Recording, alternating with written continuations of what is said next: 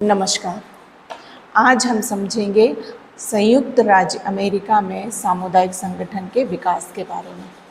तो सामुदायिक संगठन के विकास में अनेक कारकों का योगदान है। बहुत से ऐसे कारण हैं जिसके कारण संयुक्त राज्य अमेरिका में सामुदायिक संगठन का विकास हुआ।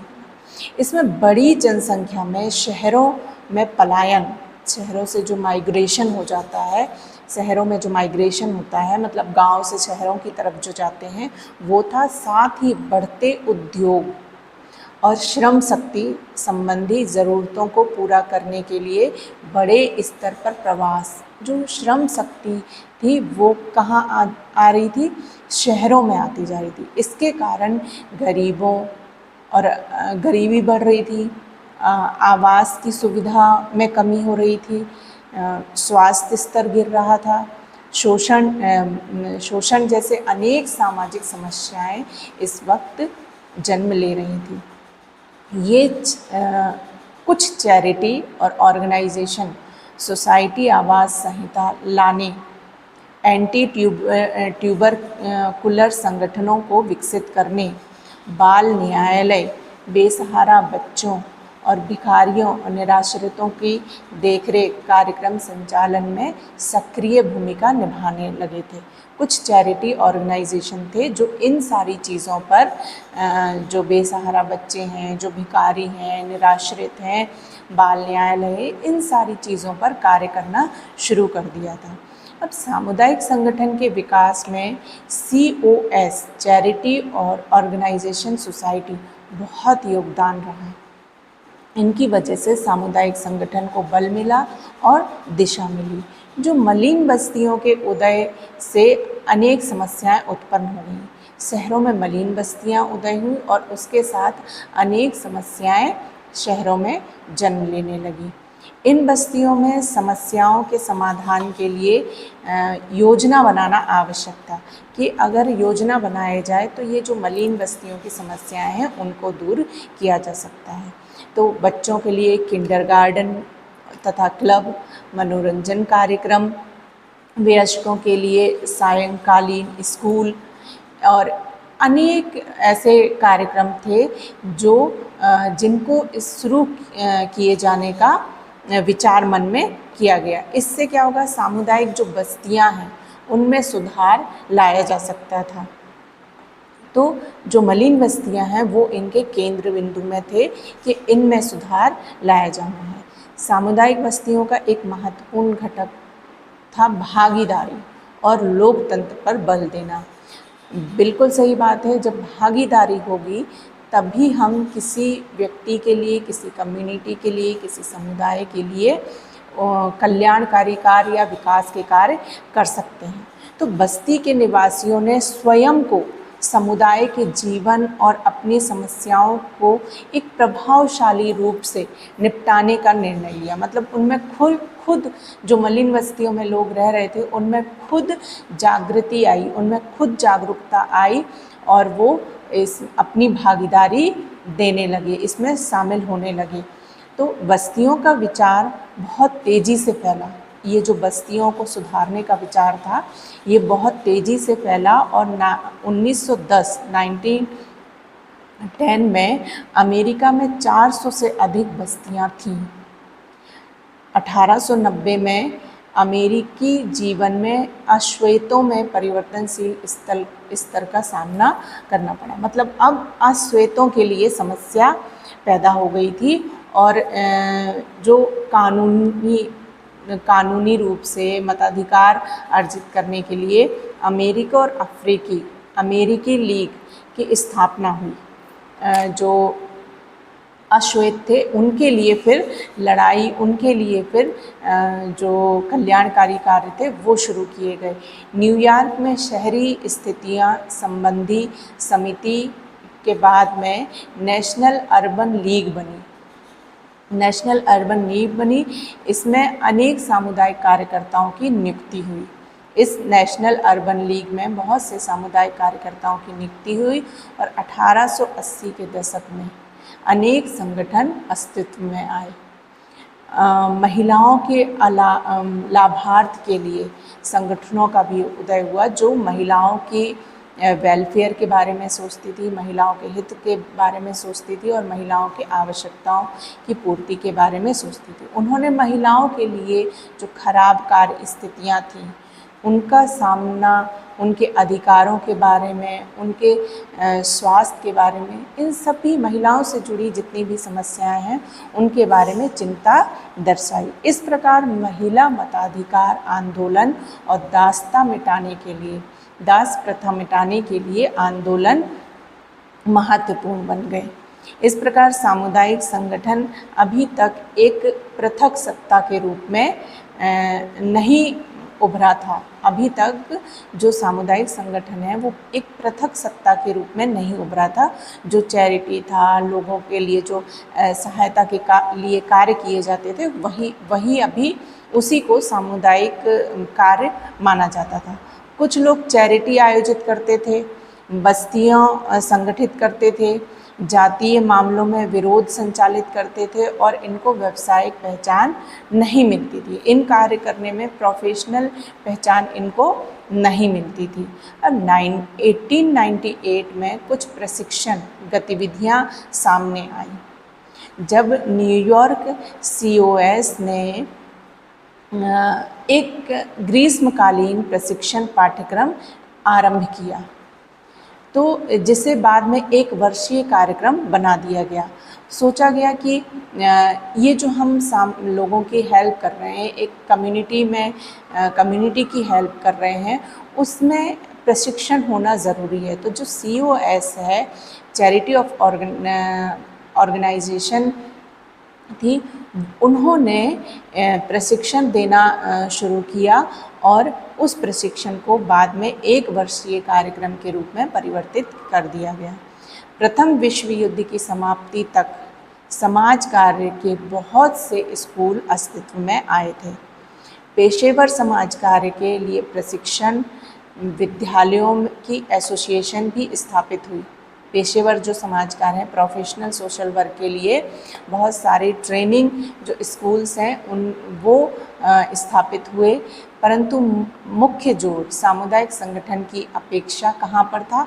व्यक्तिक कार्य पर था। अभी भी सामुदायिक संगठन में जोर नहीं था। अब हम कुछ वर्ष की बात कर लेते हैं कि सामुदायिक संगठन का विकास किस तरीके से हुआ। 1915 से 1929, तो इस बीच सामुदायिक संगठन क्या था, उसकी स्थिति क्या थी। तो प्रथम विश्व युद्ध के बाद अनेक नई स्थितियां उत्पन्न हुई जिनका सामुदायिक संगठन ने अभ्यास पर उल्लेखनीय प्रभाव डाला। मतलब कि प्रथम विश्व युद्ध के बाद बहुत सारी प्रॉब्लम्स, बहुत सारी समस्याएं आई जिसने सामुदायिक संगठन को प्रभावित किया कि समुदाय में लोगों के लिए काम करना ज़रूरी है। एक बहुत बड़े समुदाय की हेल्प करने की, सहायता करने की ज़रूरत है। इसलिए ये विचार फिर कहा गया, सामुदायिक संगठन को सबसे पहले प्रभाव यहाँ पर पड़ा। तो कम्युनिटी चेस्ट तथा यूनाइटेड फंड जैसी जो सामुदायिक संगठन संस्थाओं का इस समय विकास हुआ, क्योंकि प्रथम विश्व युद्ध के बाद समस्याएं बढ़ गई थी। इस अवधि में कल्याणकारी संस्थाओं की संख्याओं में भी वृद्धि हुई। लोकार्थी व्यक्तियों में सहायता आपूर्ति के लिए कम्युनिटी चेस्ट और यूनाइटेड फंड की स्थापना की गई। पेशेवरों ने इस सहायता के वितरण के लिए समुदाय कल्याण परिषद का समर्थन किया कि जो सहायता वितरण करते हैं, जो सहायता करते हैं, उसके लिए एक परिषद होना चाहिए। बड़े अंशदाताओं, जो दाता होते हैं, जो दान देते हैं, उनके द्वारा सामुदायिक कोषों की शुरुआत होगी कि एक जगह इकट्ठा किया जाएगा, उसके बाद जो ज़रूरतमंद लोग हैं उन तक सुविधाओं को, उन तक चीज़ों को पहुंचाया जाएगा। और अधिकांश कार्य स्वयं सेवकों द्वारा हैंडल किया जाता था। ये सभी जितना भी कार्य है वो स्वयं सेवकों द्वारा किया जाता था।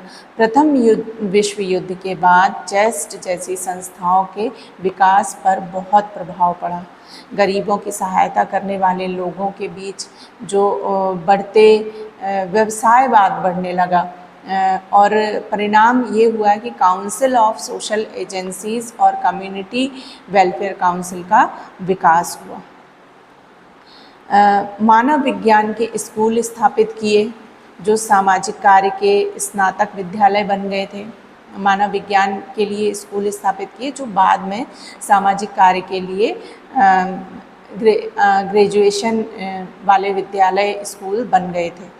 अनेक स्वयंसेवियों के समर्थन से कल्याणकारी पेशेवर का बढ़ता समूह जो लोगों का वेलफेयर करना चाहते थे, लोगों का कल्याण करना चाहते थे, ऐसे समूहों की वृद्धि होने लगी और ये जो ज़रूरतमंद लोग थे उनकी ज़रूरतों को पूरा करने लगे।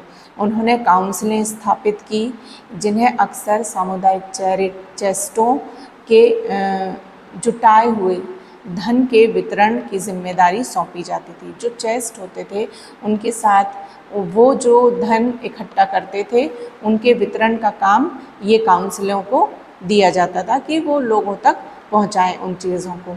सोशल यूनिट प्लान सामुदायिक संगठन के क्षेत्र में एक बहुत महत्वपूर्ण गतिविधि थी। सोशल यूनिट प्लान इसकी शुरुआत 1915 से हुई, 1915 से हुई। इसके परिणाम स्वरूप ब्लॉक काउंसिलों, ब्लॉक वर्कर और फेडरेशन का विकास हुआ। 1920 तक जोसेफ के हार्ट ने सामुदायिक संगठन शीर्षक एक पाठ लिखा तथा तब और 1930 के बीच 1920 और 1930 के बीच इस विषय पर कम से कम 5 पुस्तकें लिखी गई सामुदायिक संगठन के ऊपर। सबसे पहली जोसेफ के हार्ट ने लिखी, उसके बाद 1930 तक 5 पुस्तकें और सामुदायिक संगठन के बारे में लिखी गई। सेटलमेंट हाउस तथा सोशल यूनिट प्लान के कार्यकर्ताओं को छोड़कर सामुदायिक संस्थाओं को कम ही तवज्जो दिया जाता था। जो सामुदायिक संगठन जो सामुदायिक संस्थाएं थी उनको बहुत ज़्यादा इम्पोर्टेंस नहीं दी जाती थी, परंतु कुछ और विचार उत्पन्न होने लगे, प्रारंभ होने लगे, लोगों में आने लगे।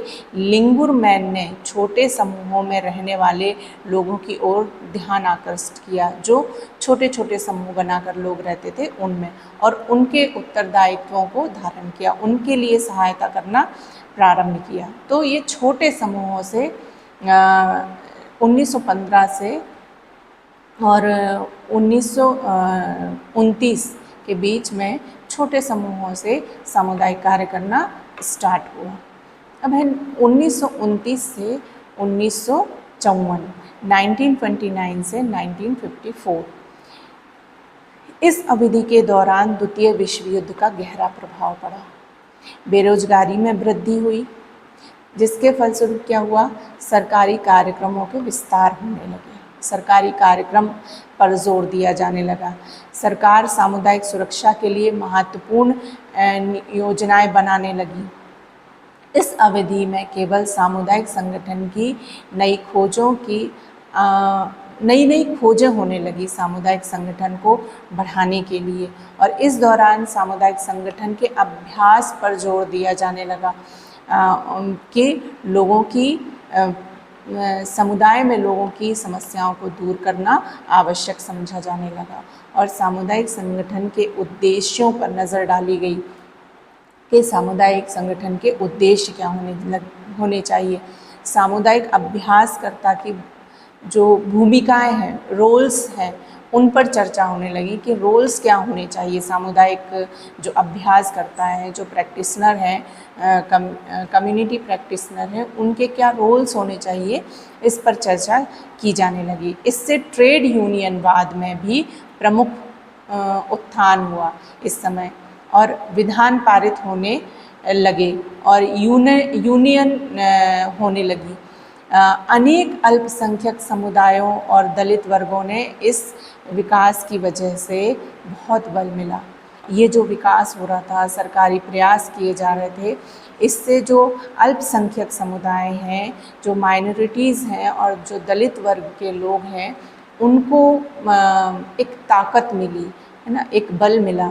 और इस अवधि के दौरान सामुदायिक संगठन एजेंसियों ने स्वयं को देश की, समुदाय की आवश्यकताओं को पूरा करने के लिए खुद को सक्षम महसूस करने लगे। जो सामुदायिक कार्यकर्ता थे, जो सामुदायिक संगठन थे, वो अपने आप को सक्षम महसूस करने लगे कि हम देश की, समाज की, समुदाय की प्रॉब्लम्स को दूर कर सकते हैं। इस अवधि में सहायता के महत्व स्थानीय या निजी या क्षेत्रीय, राष्ट्रीय तथा सार्वजनिक की ओर परिवर्तन होने लगा। पहले छोटे रूप में होता था, फिर धीरे धीरे क्या हुआ, स्थानीय और निजी से कहाँ चला गया, क्षेत्रीय अथवा राष्ट्रीय अथवा सार्वजनिक की ओर परिवर्तन हुआ। सरकार सामुदायिक नियोजन की मुख्य प्रेरणा स्रोत बन गई। मतलब सरकार भी सामुदायिक संगठन पर जोर देने लगी। और यह समय था जिसमें सामुदायिक संगठन के अभ्यास की प्रवृत्ति को एक संकल्पनात्मक, एक कॉन्सेप्चुअल करने का गहन प्रयास किया गया। मतलब इसको बढ़ाने का बहुत ज़्यादा प्रयास किया गया सामुदायिक संगठन को। इसमें 3 बातें हैं। इस सन में 3 बातें अंतर्निहित थी, 3 बातों पर जोर दिया गया। पहली है, सामुदायिक संगठन तथा समाज कार्य के बीच संबंध के मामलों में विचार किया गया। सामुदायिक संगठन वास्तव में समाज कार्य के अभ्यास का कानूनी और वैध रूप नहीं है। वही अन्य विचार ये था कि सामुदायिक संगठन को समाज कार्य के मूलभूत मूल्यों और विचारों के अनुरूप स्थापित किया जाए। मतलब सामुदायिक संगठन और समाज कार्य के बीच के संबंध को समझने का प्रयास किया गया। दूसरा था, सामुदायिक संगठन के उद्देश्यों में रुचि, जो सामुदायिक एकीकरण को सुदृढ़ बनाने से लेकर सामुदायिक समस्याओं को दूर करने तक था। मतलब सामुदायिक संगठन के उद्देश्य क्या होने चाहिए। एक छोटे से संगठन से लेके बड़ी समाज की बड़ी समस्याओं को दूर करना, इस तरीके से सामुदायिक संगठनों को, सामुदायिक संगठन के उद्देश्यों को समझने का प्रयास किया जाने लगा। तीसरा था, अभ्यासकर्ता जो प्रैक्टिशनर हैं, उनके लिए उपयुक्त भूमिका क्या होगी। जो समुदाय के लिए कार्य करेंगे, उनके रोल्स क्या होंगे, वो किस तरीके से सहायता प्रदान करेंगे और उनके जो गतिविधियां हैं वो कैसे निर्धारण की जाएंगी, ये सब इसमें विचार किया जाने लगा। अब आता है 1955 से 1968।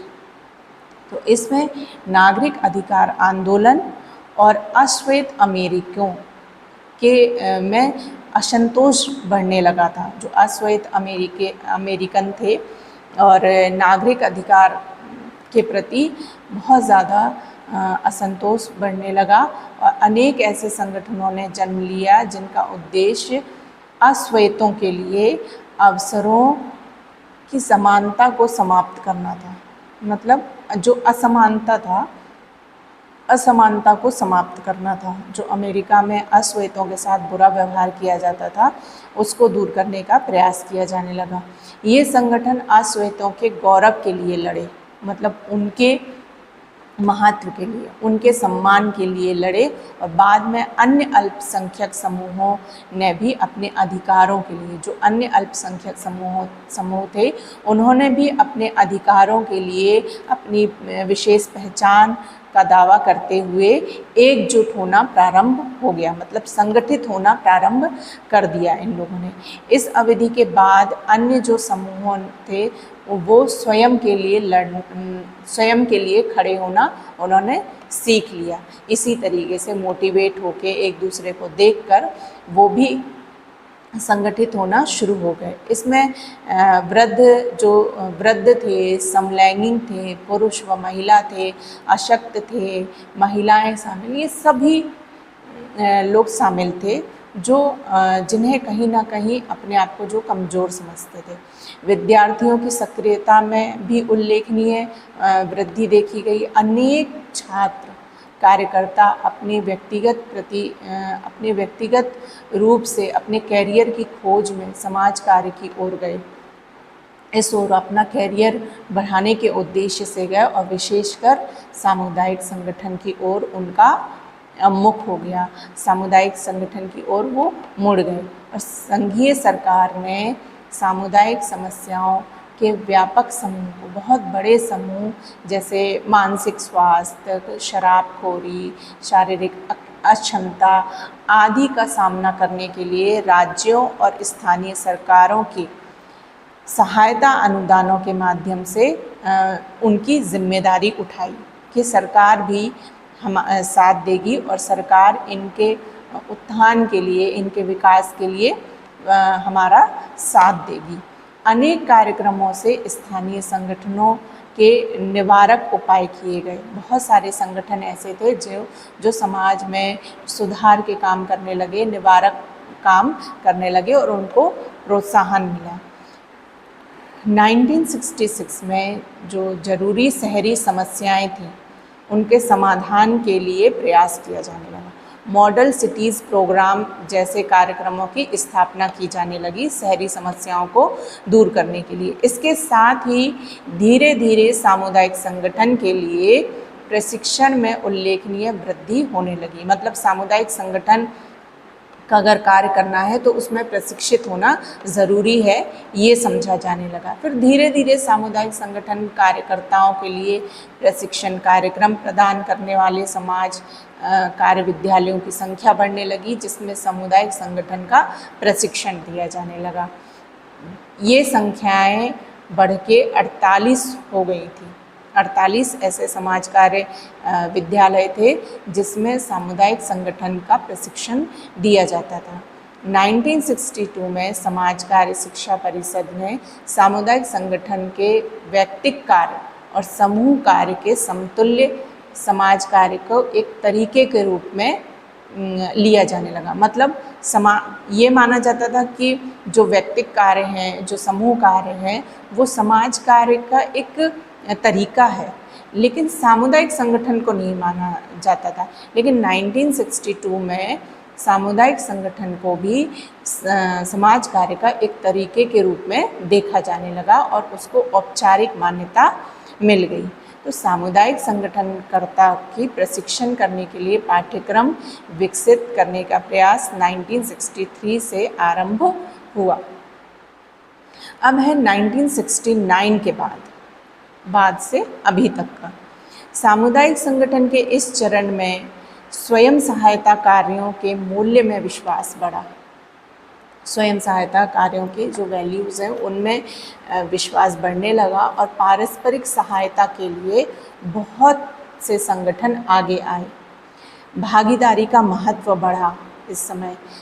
साथ ही पहल करने के लिए इनिशिएटिव कौन करे, इनिशिएटिव करने के लिए, सक्रिय होने के लिए, लोगों को अपना खुद के मामलों को निर्धारण करने के तरफ रुझान में वृद्धि हुई कि हम अपनी प्रॉब्लम्स को खुद सॉल्व करने के लिए एकजुट हों, संगठित हों, इस पार्टिसिपेट करें, भागीदारी करें, इस तरीके की भावनाएं लोगों में विकसित होने लगी। इस अवधि के दौरान सामुदायिक संगठन का व्यवसाय रूप में विकास हुआ। यह महसूस किया गया कि समुदाय के लिए कार्य करने हेतु विशेष प्रकार के कौशल की, स्किल्स की और विशेष प्रकार की भूमिका, रोल्स की ज़रूरत है। और सामुदायिक कार्यकर्ता व्यवस्थित परिवर्तनों तथा इन परिवर्तनों से समाज सेवाओं के जो उपभोक्ता हैं उनकी भागीदारी को सुनिश्चित करना प्रारंभ कर दिया। पार्टिसिपेशन में जोर दिया जाने लगा। तो इस प्रकार समाज में परिवर्तन लाने के लिए, समाज की समस्याओं को दूर करने के लिए सामुदायिक संगठन को बहुत ज़रूरी माना जाने लगा और उसको एक व्यावसायिक दर्जा प्राप्त हो गया। इस प्रकार यह था अमेरिका में सामुदायिक संगठन के विकास किस तरीके से हुआ। आशा है आप लोगों को समझ में आया होगा। धन्यवाद।